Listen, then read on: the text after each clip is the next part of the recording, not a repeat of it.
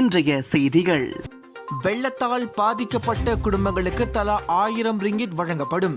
பிரதமர் டத்தோஸ்ரீ இஸ்மாயில் சப்ரி யாக்கூப் உறுதி. வெள்ளத்தால் பாதிக்கப்பட்ட குடும்பங்களுக்கு தலா 1000 வெள்ளி ரிங்கிட் வழங்கப்படும் என நாட்டின் பிரதமர் டத்தோஸ்ரீ இஸ்மாயில் சப்ரி யாக்கூப் உறுதியளித்தார். அத்துடன் வெள்ளத்தால் பாதிக்கப்பட்ட பொதுச்சுவை ஊழியர்களுக்கு அவசர விடுப்பும் வழங்கப்படுவதாகவும் அவர் தெரிவித்தார்.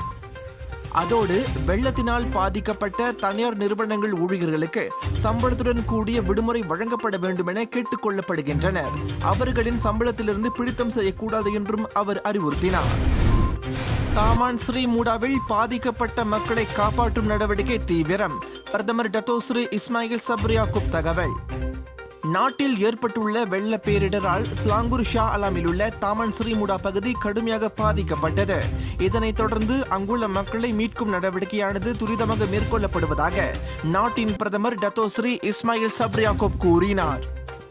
இந்த மீட்பு பணி நடவடிக்கையில் மலேசிய ராணுவமும் தீயணைப்பு மற்றும் மீட்பு படையினரும் மும்முரமாக இறங்கியுள்ளதாகவும் தெரிவித்த அவர், அவர்கள் தங்குவதற்கு தற்காலிக துயர்திருப்பு மையங்கள் ஏற்பாடு செய்யப்பட்டுள்ளதாகவும் டத்தோஸ்ரீ இஸ்மாயில் சப்ரி யாக்கூப் தெரிவித்தார். வெள்ளத்தால் பாதிக்கப்பட்டோரின் எண்ணிக்கை உயர்வு. ஸ்லாங்கூர் மற்றும் பஹாங்கில் எண்ணிக்கை அதிகரிப்பு. ஸ்லாங்கூர் மற்றும் பஹாங்கில் வெள்ளத்தால் பாதிக்கப்பட்டோரின் எண்ணிக்கை 61,000 உள்ளது. அவர்கள் அனைவரும் துயர்திருப்பு மையங்களில் தங்க வைக்கப்பட்டுள்ளனர்.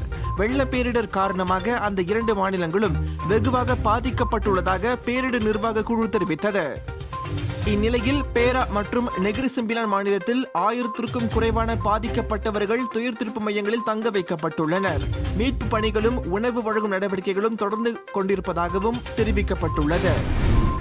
வெள்ளத்தினால் 40,000க்கும் மேற்பட்டோர் பாதிக்கப்பட்டுள்ளனர். பாதிக்கப்பட்டவர்களை மீட்கும் பணி தீவிரம். மலேசியாவில் கடந்த 3 நாட்களாக பெய்த இடைவிடாத கனமழையினால் ஸ்லாங்கூர் உட்பட 10 மாநிலங்களில் வெள்ள பேரிடர் ஏற்பட்டது. வெள்ளத்திற்கு பிறகு கோவிட்-19 தொற்று எண்ணிக்கை அதிகரிக்கக்கூடும். சுகாதார அமைச்சர் கோடி காட்டினார். வெள்ளத்திற்கு பிறகு கோவிட்-19 தொற்று எண்ணிக்கை அதிகரிக்கக்கூடும் என நாட்டின் சுகாதார அமைச்சர் கைரி ஜமாலுடன் கோடி காட்டினார். இன்று மட்டும் நாட்டில் 181 கோவிட்-19 தொற்று சம்பவங்கள் பதிவு செய்யப்பட்டது. இவையாவும் தற்காலிக துயர்திருப்பு மையங்களில் தொற்று கண்டறியப்பட்டது. இந்நிலையில் வெள்ள பேரிடர் தொற்று பரவக்கூடிய சாத்தியமும் அதிகம் உள்ளதாக அவர் நாடாளுமன்ற வளாகத்தில் செய்தியாளர்கள் சந்திப்பின் போது இந்த விவரங்களை வெளியிட்டார்.